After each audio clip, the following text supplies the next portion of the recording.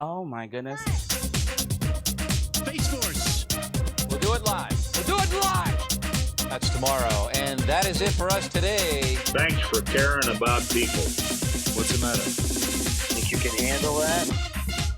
Coming to you live from Arcane Sublevel 7, It's Talk is Cheap. Now here's your host, Dan Hohlfeld. The ripping and the tearing. All right, go. Welcome to Talk is Cheap, where cheap is talk and talk is cheap. Ladies and gentlemen, yes, another live edition, Tuesday, April 30th, 2019. We're here live every Tuesday, 1 p.m. Central, 2 p.m. Eastern, 11 a.m. Pacific.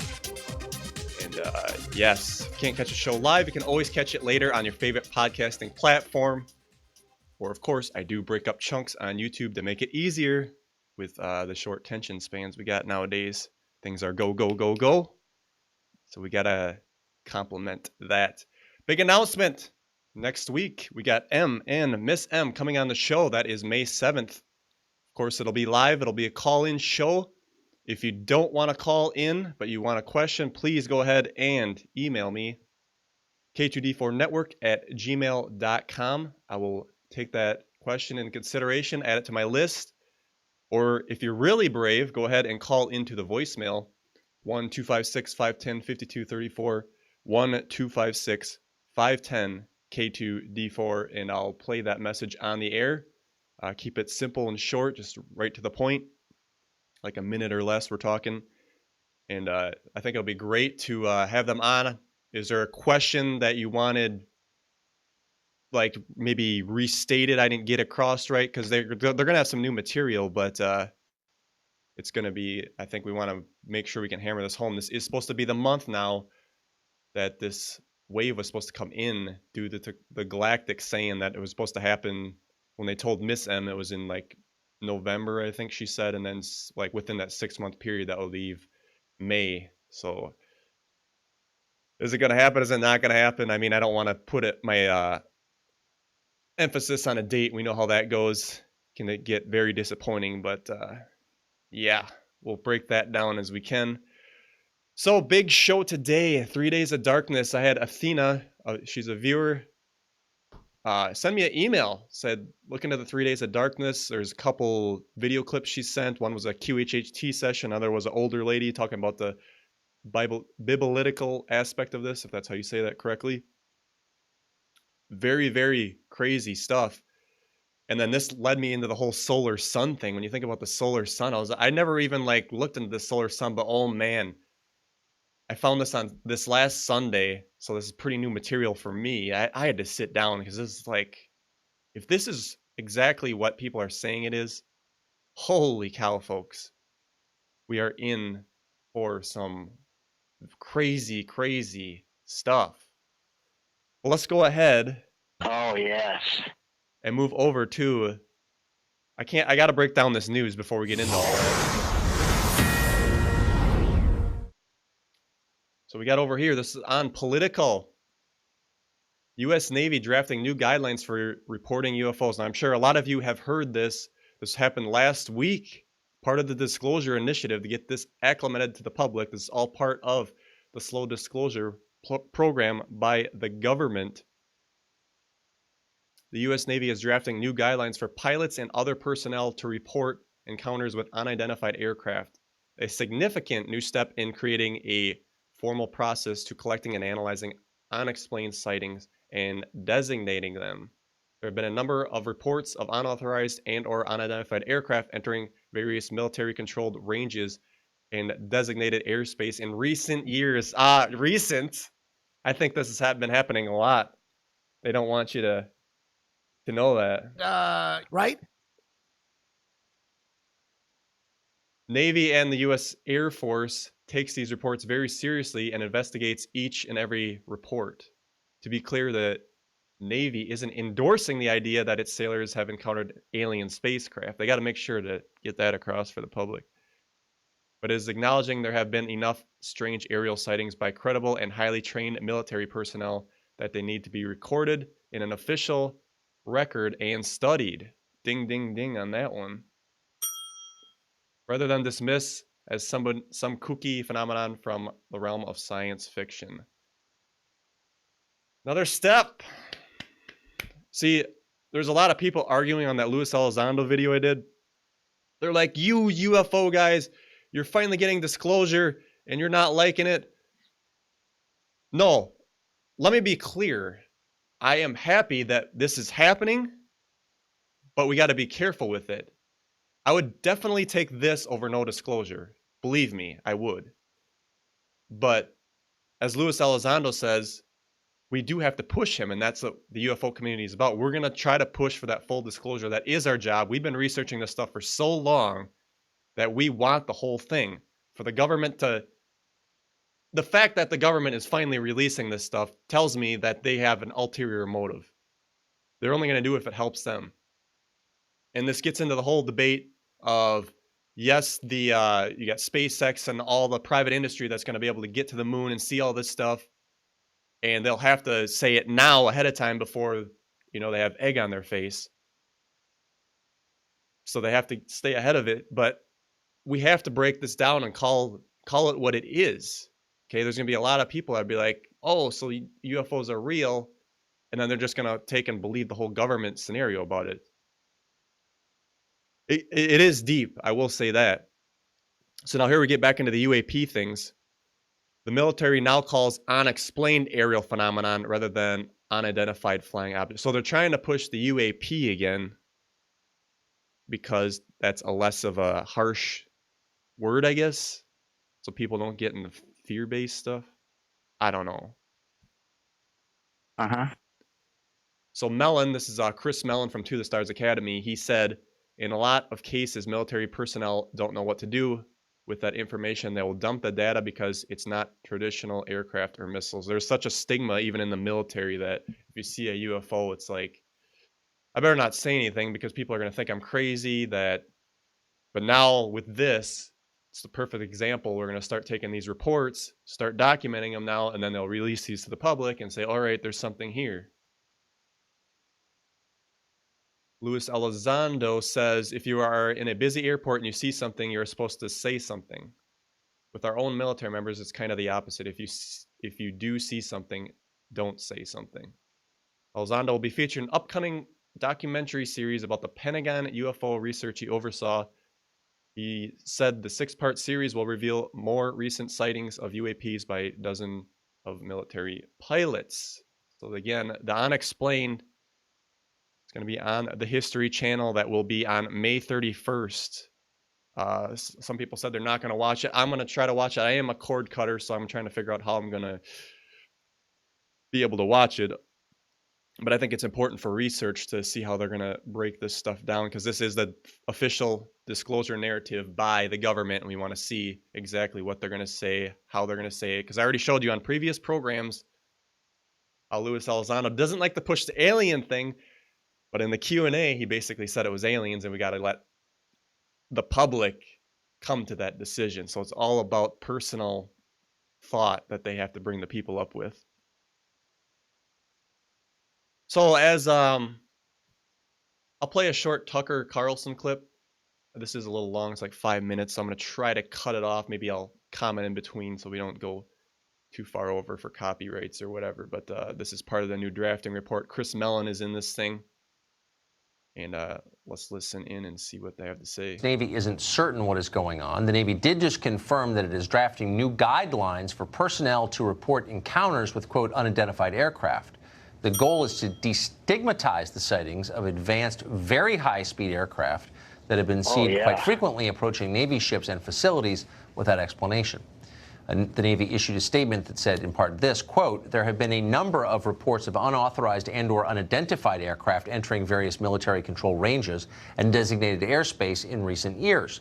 For safety and security concerns, the Navy and the U.S. Air Force take these reports very seriously and investigate each and every report. As part of this effort, the Navy is updating and formalizing the process by which reports of any such suspected incursions can be made to the cognizant authorities, unquote. Hell of a change, by the way. They have to do this to get... You can get the government to say that this is legit.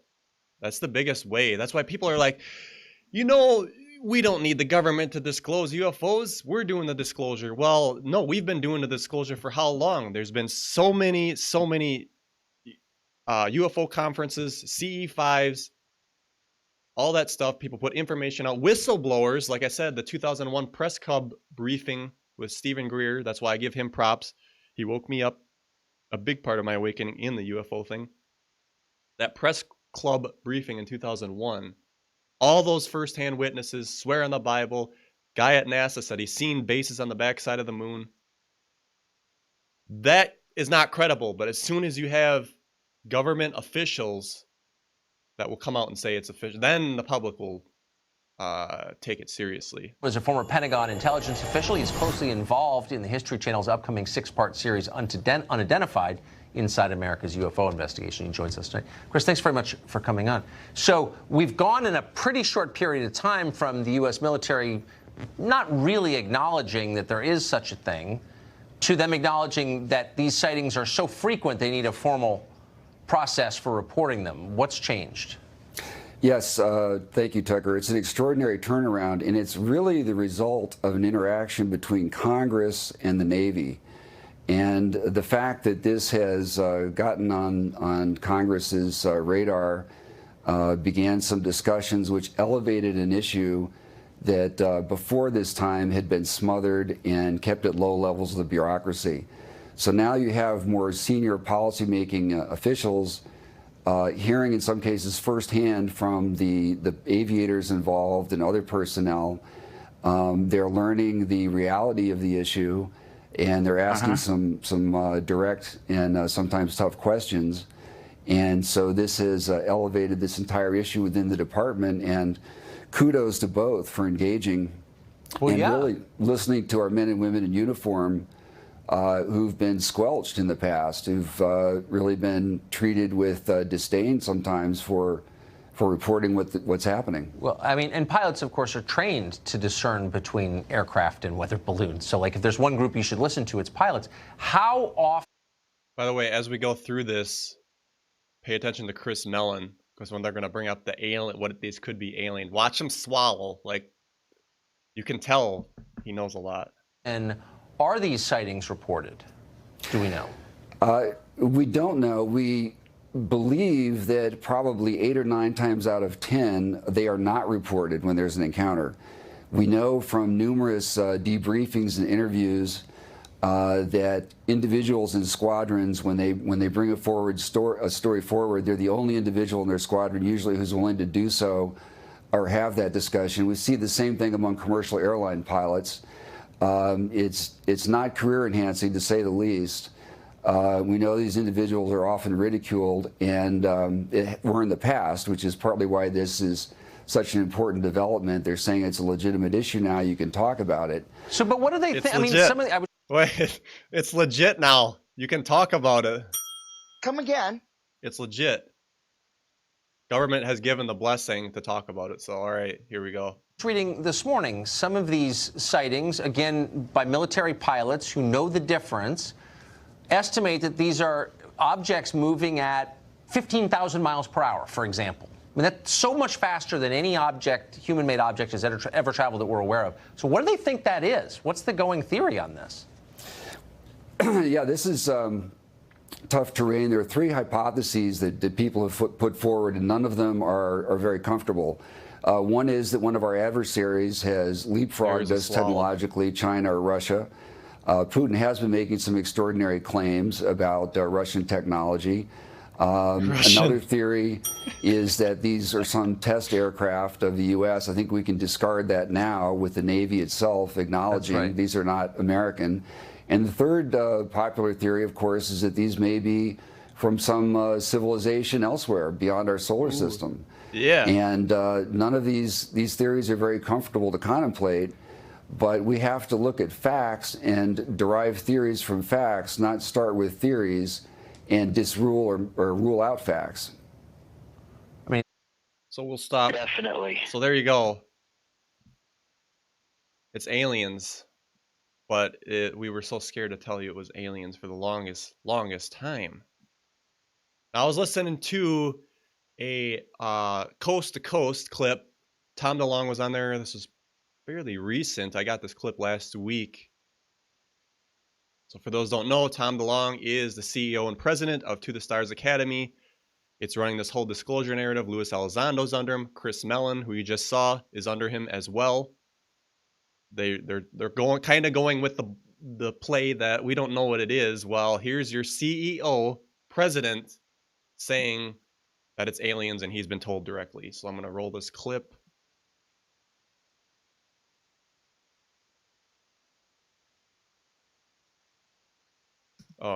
You guys ain't getting the audio on that for some reason. Let me open it up here with QuickTime. Here we go. Tell us where the flying saucers are, Tom. What did you learn? Where are they? Where are these aliens from? Well, number one, there's multiple different. Tell us where the flying saucers are, Tom. Try it again. What did you learn? Where are they? Where are these aliens from? Well, number one, there's multiple different races. It's not just one specific kind, and the different races don't get along with each other, and we don't really get along with them either. There it is. There's a clip. It's multiple different races. We don't get along with them, and they don't get along with each other either. I don't want to say he's completely wrong, because we do know that there is races, but this is what they're going to use to push the threat narrative. But we don't know what it is.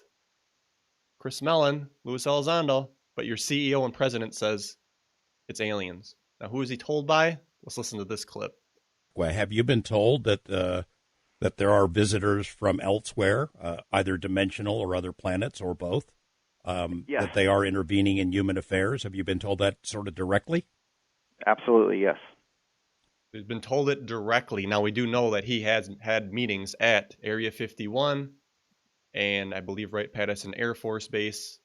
All those secret places, they brought him in. He was the anointed one for this disclosure. He's been told that directly. Okay? So I don't want to hear that we don't know what it is. It's the alien thing. All part of it, and I proved it right here. So now the next step, this was a big week last week, so this gets even deeper. U.S. Navy, let me bring the breaking news clip up, or the lower thirds. The U.S. Navy secretly designed a super fast futuristic aircraft resembling a UFO, documents reveal. Timelines are interesting on this too. Pay attention to that. The U.S. Navy has been granted a patent for an advanced aircraft which resembles a flying saucer UFO. Military inventors filed a patent for a highly unusual flying machine which uses an internal mass reduction device to travel at extreme speeds. Aircraft uses complex technology to reduce its mass and thereby lessen objects' resistance to motion. Think you can handle that? So it can move along at high velocities. Again, people say this stuff doesn't exist. Government filed a patent for a technology that reduces the mass so it can glide, basically, without resistance. And the patent has pictures, all that good stuff. Looks kind of like a TR-3B. It's got a triangle, but maybe this is just the technology. Creates a vacuum around that craft, allowing it to propel itself at high speeds. The UFO-style ship can be used in water, air, or even space. Oh, yeah. Oh, yeah. Although the U.S. Navy applied for the patent in 2016, ding, ding, ding. Keep in mind that date, folks. And it was granted last year. It doesn't necessarily mean the craft has been built and tested. However, the technology is further evidence the military's interest in developing exotic technologies.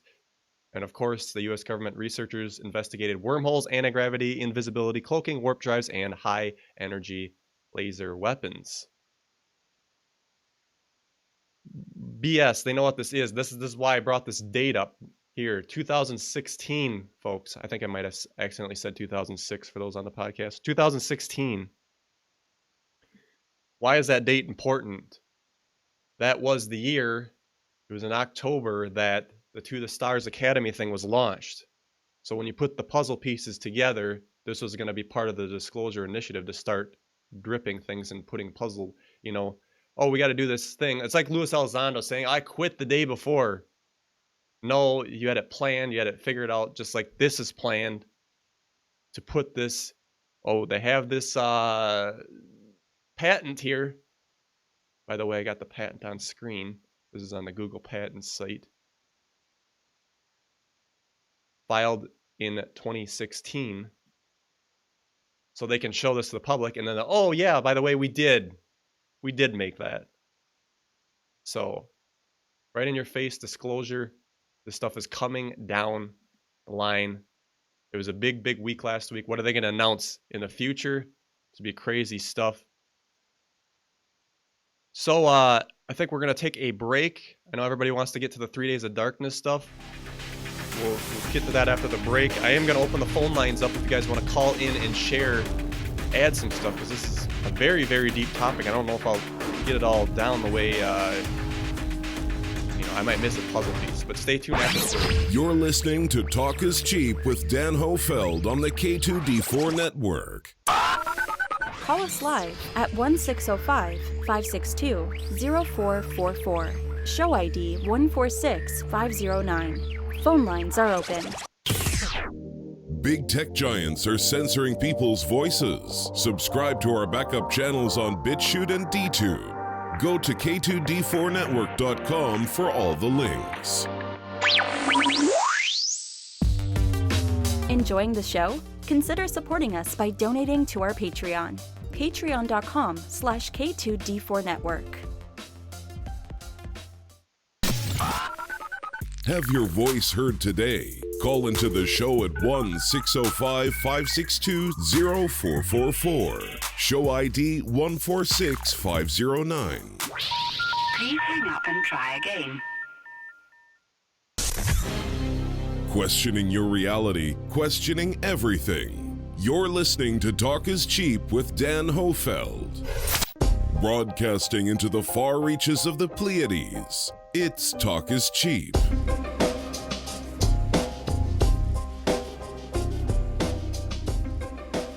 Welcome back to the broadcast, ladies and gentlemen, on this April 30th, 2019 edition. Crazy stuff, disclosures coming out, and where will we end up? So before the break, I was talking about Tom DeLonge, To the Stars Academy, and I was listening to that Coast to Coast thing, so I gotta back up here because I wanted to show something. I do have a document cam shot here, look at that. So I'm gonna use this for once. They always keep saying that, oh, this is such a complex issue. Tom DeLonge goes on and on and on. Like, I don't know if I can say stuff. I don't know if I can do that. Let me just break it down how easy this is. It is complex, but it's not. It's very, very simple. So document cam shot, please. So we got some aliens. Let's just call these the Greys. I'll do bubbles. I was going to draw stick figures here, but we'll do bubbles on this. So we got the Greys. And let's do some A's for the Andromedans. And let's do P for the Pleiades. And why not do a R for reptilian? What the hell? So we got these different groups. So this is very simple. It's because they always say, "Oh, it's complex. Some are good, some are bad." It's not so.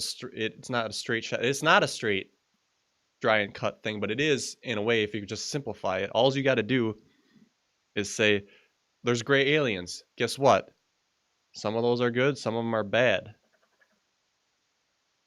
Good and bad. Yes, I have crappy handwriting, folks. Andromedans. You know, we could say that they're all good, but why would you do that? Just keep it simple. Same thing. All of these. So what I'm getting at here, you look at the human race. There's good and bad ones. And it's like, well, what to degree? They all got different... good and bad is not even an appropriate word. And you could say service to self versus service to others. Maybe that's a better term. But what I'm just getting at is they're people. They got different agendas. Why is that so hard for us to get our head around? You know, maybe it was for me at the start too before, but it's really simple when you think about it. So we're going to move on to the big portion of the show. This is the 3 Days of Darkness, and this gets into the solar sun stuff as well. Here, folks, I have to bring this article up now. This is on NASA. Milky Way's black hole showing signs of increased chatter. So we hear about this solar sneeze thing that's supposed to happen. And the activity, well, now we got NASA kind of admitting it here. So 3 orbiting X-ray telescopes have detected an increased rate of X-ray flares from the usually quiet giant black hole at the center of the Milky Way galaxy after a long-term monitoring. Scientists are now trying to learn whether this is normal behavior that was on notice due to limited monitoring, or these flares are triggered by the recent close passage of a mysterious dusty object. They're monitoring the activity for the last 15 years. The biggest thing here is within the past year, there has been a 10-fold increase of these X-rays. So it used to be like one every 10 days. A bright flare would come out. Now it's every day. So you hear about the energy getting ramped up. Now here it is here. They try to poo-poo it a little bit with their G2 cloud that passed by. But I thought it was interesting to show that as we ramp up into these new energies and break through. So now, getting into 3 Days of Darkness. So I was emailed by a viewer. She's probably watching now. She said she doesn't have a Google account, so she doesn't chat. But much appreciated. She's a Patreon supporter. Much appreciated. To look into 3 Days of Darkness. So she sent me a QHHT video, as well as a lady that talks about the biblical aspect. Why can't I say that? Biblical aspect of this as well. So to break this down in bullet points. So basically, this 3 Days of Darkness is supposed to happen between Easter and the summer solstice. We just had Easter a couple weeks ago. Summer solstice is June 21st. And what's supposed to happen is Nibiru is supposed to pass in front of the sun, and this will create the darkness on the planet. And it's going to make a clearing, rewiring, changing the DNA. And I have a question mark here, like maybe this is part of the event. And the religious woman talked about it as well. She also got into lock your doors, don't go outside, don't look outside. I hate to say it, folks, I'm going to have to look outside. Block your windows, and basically got into the whole demons are going to be unleashed. Things are going to get crazy. There's going to be high-speed winds. But the temperature will remain at 55 degrees, so people don't freeze to death, if you will. So that's a quick, in a very small nutshell, of what I found is supposed to happen. It does kind of sound like a doom and gloom thing. Now I want to get into this vision. This is on Extreme Reality Check, a very good YouTube channel. She had a vision of something like this. Well, the planet Nibiru. Let's just take a listen here. Size of it, what I saw in my vision, it was like this. It was unbelievable. You would think, oh, if we're going to see another planet in the sky, or we're going to see this thing coming, that it's going to look like the moon, or it's going to look like a second sun. But no, it was as if it popped out of another dimension. It was, remember that, instantly, quickly, this size on the horizon. And actually, in my vision, there was a second object, slightly smaller, that looked sort of like our moon. It was cratered and that sort of thing, but it was also enormous. And it obviously didn't instantly kill us, because in my vision, we were already gathered together as a family. And I kept going to the window to look out at it. It was just too much to take in. And I was telling my brother, I'm like, I tried to tell you about this 20 years ago and you wouldn't believe me. But look, it is here. And honestly. So now that's very interesting, because a lot of people are having this vision. I had a similar vision. I showed this last week on the show, so I'm going to show it again because I wanted to break this down. This is what I seen. And for those listening on the podcast, what I seen, okay, I was looking out I was actually on the outside by my house. We got some land here. in the distance, and you can see the sun. The sun was there, and there was a little bit of clouds behind it. And there was this big celestial object next to the sun, right, the right of it. Kind of just like what she had, only she was saying hers was a moon and it looked like Jupiter. I'm assuming it was more of a Jupiter object. I seen what looked like two suns to me, but on the big one had the flower of life on it. And for the longest time, I didn't know what the hell. By the way, in that vision, I say it's a vision because it's more vivid. And it's so hard to explain until you go through it. Like a dream, it's like it's kind of hazy. You think that's what happened, but you didn't. This was very direct. It was there. My uncle was there, and I asked him, I said, is that planet Nibiru? And he says, yes, that's planet Nibiru. So that's a direct answer in that vision. And I think it's important to break this down because now, remember, don't forget that she said that it looks like it popped into existence, because that's important as we go through here. There's so many puzzle pieces to try to put all these together. So now to break this down, so what is kind of 3 days of darkness? What could it look like? I didn't even know that this happened, but this happened in Russia. There was 3 hours of darkness. Was in Siberia. I'm going to roll the footage and talk over it because obviously there's no talking or anything. This was from 11 a.m. to 2 p.m., their local time. And basically looks like, for those listening, mysterious fog, thick fog or sand, smoke, if you will. And then it just covers, and it's going to get really dark. Some people were blaming this whole thing on wildfires that were happening hundreds of miles away. But for it to get this like dark, and that's the other thing too, I never heard the media hush this up too. I didn't see this in the feed. This was last year, by the way, July 27th, 2018. Look at how dark that gets. So when you think of the 3 days of darkness and how dark it could get, that's a perfect example. It's insane. And then he shuts the door and closes it up. But I guess that lasted for 3 hours. So how do you take that? So that's a perfect example of that. So now we get into, ooh, this gets deep, folks. Get ready to, if you're not sitting down, sit down now, because this is some holy cow, as Chad said in the chat. This is crazy stuff. Where's Pete? Crazy stuff, right? So here's an example. Now, there is the technology to make a fake sun. I didn't even really know about this. I thought people were blowing smoke up my ass, whatever.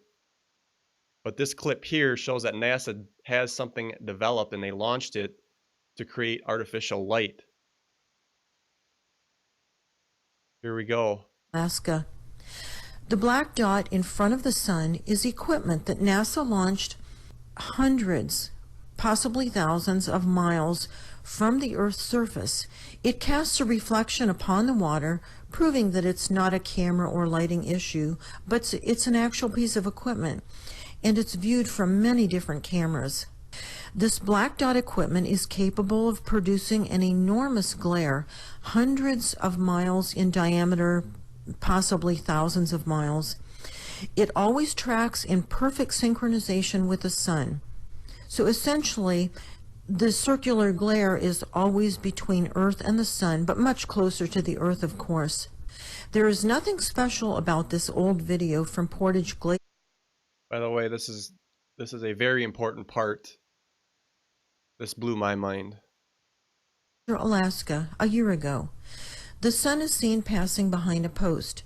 The importance of these frames is that we are looking at the real sun. Notice how the sun passes behind a post, and the post cannot hide the sun because the real sun is too large to be hidden behind a small post.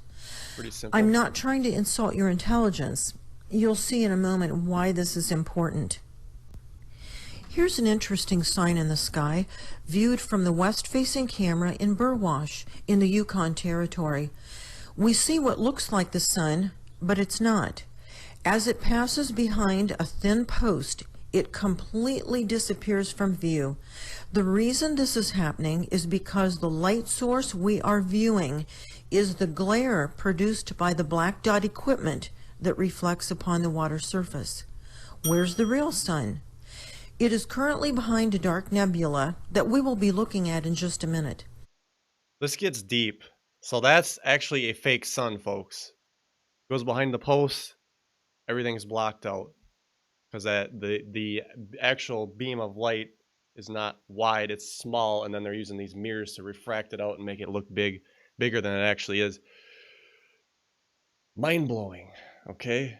Now you say, how the hell did they actually have this stuff? It's like, interesting, can you really prove it? Okay, let's move on. They got this mirror thing, this isn't a NASA one here. And you can kind of see that it's a hexagonal structure. But even so, you can say, well, whatever. By the way, here's another one in Germany with, they got all these, they look like heating lamps. Lots of them. Now, this particular one wasn't a one that could go up in space or take off from the ground. They just had it on the surface there to do with their experiments. But here it is now, NASA simulates the sun's power on Earth to test hardware intended for space. In this facility to test the thermal balance before the instrument is on its way to Mercury. So, they're building this thing, testing it here publicly. This is public. So what aren't they doing that's public? By the way, I highlighted here 144 segmented mirrors. Has anybody getting the number 144 popping up a lot for synchronistic numbers? That number is bombarding me lately, so I don't know what's going on with that. If it's part of the 144,000 or what the deal is. But anyway, they can beam tons of energy with it, and it looks like that. So now this was on Mr. MBB333. This object was seen in South Dakota. It looks similar, maybe not exactly, but it is similar to what I just showed you. Here's a side-by-side comparison for those watching. Now you say, why isn't it bright? Well, maybe they just have it turned off and it's just sitting there. I don't think they have to use this all the time. And then you get into, why are they using it? I think they're blocking out some bodies, something we're not supposed to see, and they're resimulating the sun with this. And they maybe have multiple of them, and they can just turn them on, turn them off at will. That's okay. Wow. Here's a rendition of what they could have out there. Be very easy. This also puts an exclamation mark on the flat earthers ain't totally wrong, because it's possible now. Wow. And of course, here's some patents. If you still don't believe it, here's some patents. This is a solar simulator. This was filed in 1963. So they're able to, they had the idea of creating radiant energy source. That was one there. Here's another one here. Illumination system, including a virtual light source. This was in 1961. So you put a few years on this stuff, folks. You take into account the SSP, the Solar Warden project. They can build these big ships. By the way, they build them on Earth, fly them up. Why is this? This ain't beyond the scope of anything. You could build to be honest, this thing is probably like half the size of one of those big motherships we built for Solar Warden. And they could easily do this. So we keep on moving down the line here to break this down. Sundogs. You see these flares like this. So now this is where it gets really like, because I've seen these before, not in person, but the pictures, and I didn't really think anything of them. But now when you think about it from a whole new perspective, let me get myself in here. So what they're saying this is, so the dot, let me get the, actually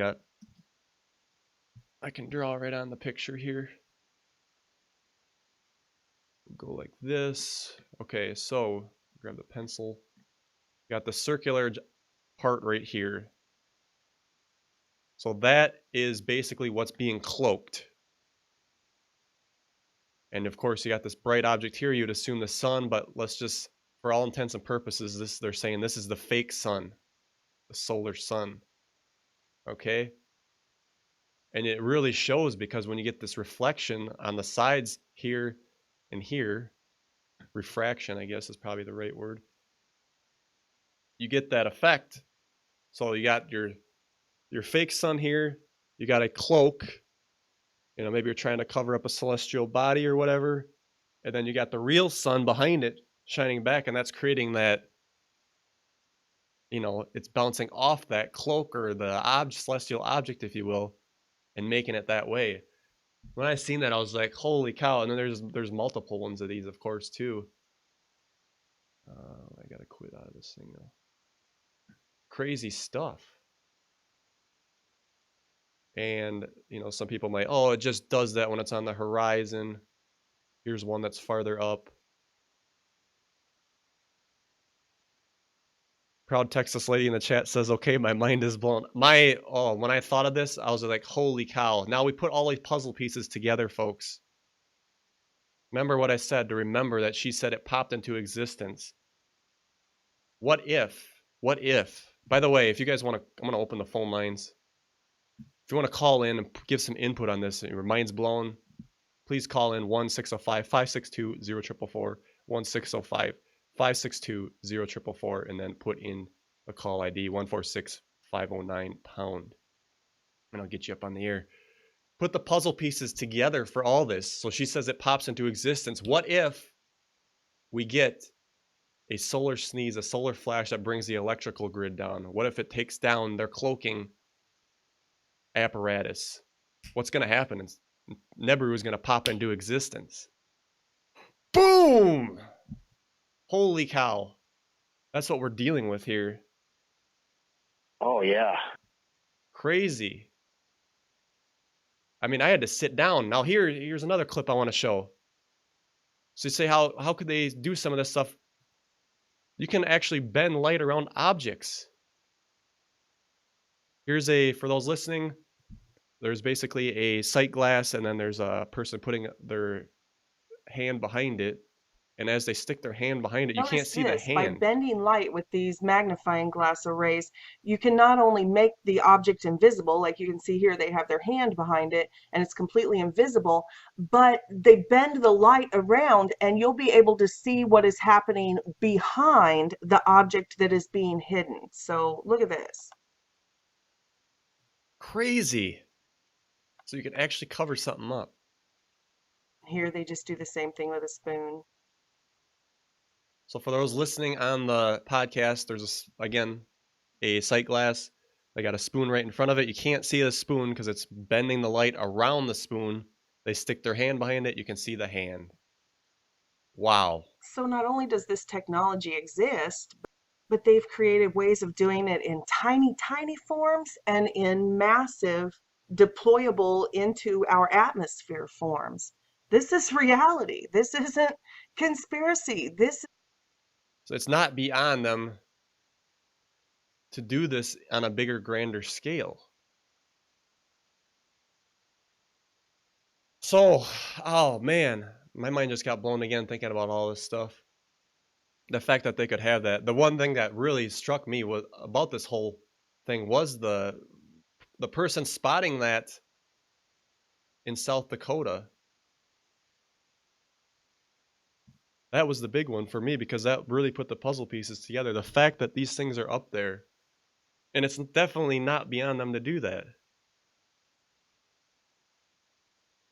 So the fact that, holy cow, folks, they can simulate the sun, they can do all this, they can make it look like. So this is now my mind kept thinking more and more and more about all this. Like, what's another step? Like, maybe we have been, and actually in that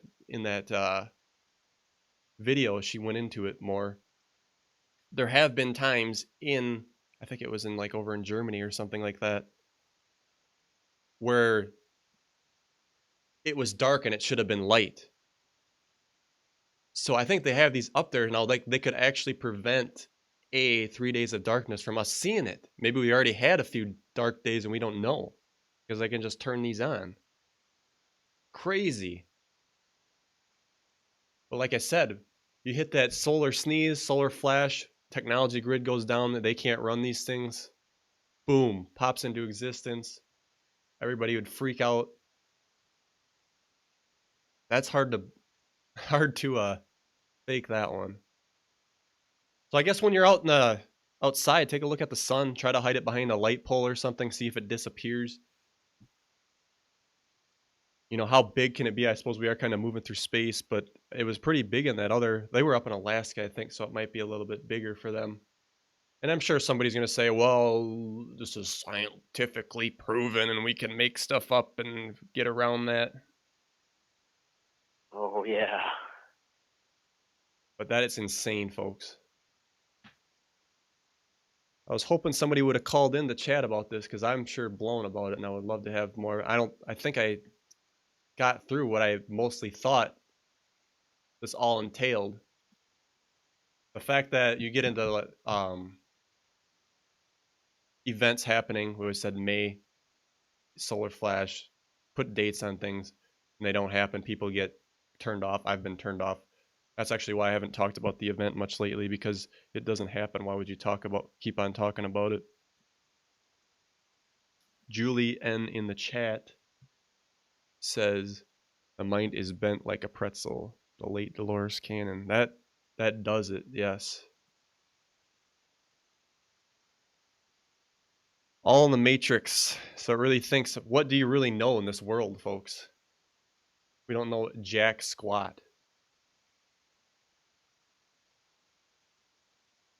So, no one's going to call in. I guess I'll wrap up early. I was hoping to leave. I left time for people to call in so we could discuss it. Oh my goodness. So, yeah.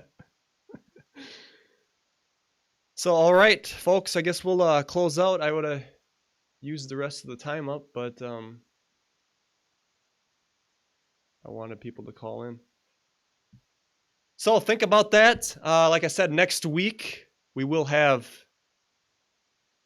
Oh, by the way, I want to step back here real quick before I close out. They say not to look at the sun. Don't look directly into the sun. It'll screw up your eyes. Maybe because it's such a high-powered unit they built. By the way, there has been... I'm going to see if I can Google that real quick. There's been photos of traffic lights melted because it's such a high-powered thing. This one here. Think about that. If it's just a fake sun and it's all this power and it's being like a kind of magnifying glass, if you will. Melted. Don't look at the sun. Another thing, they might not want you to look up there because you realize it's fake. But yeah, if you're shining all that power, you wouldn't want all that going into your eyes, especially if it's a fake thing like they got there. Crazy stuff to think about. All right, folks, I'll wrap up the show here then. As always, thank you for joining me. Remember, next week, we got M and Miss M coming on. They're going to talk about more. They got some more information. Dig into them deeper. If you do have a question, don't be afraid to email it to me, k2d4network@gmail.com. And I can ask them for you. Or if you're feeling really brave, call the voicemail 1-256-510-5234, 1-256-510-5234. That's 1-256-510-K2D4. Leave a 1-minute message or whatever. I can play it to them. And you can ask them directly yourself and get some clarification on something if you have it. Like I said, that's all scheduled for next week, the 7th. And we'll go from there. So with all that, thank you guys for joining me. We had, 72 today. It's awesome. Much appreciated, guys. So with that being said, Dan Hohlfeld signing out. See you guys later.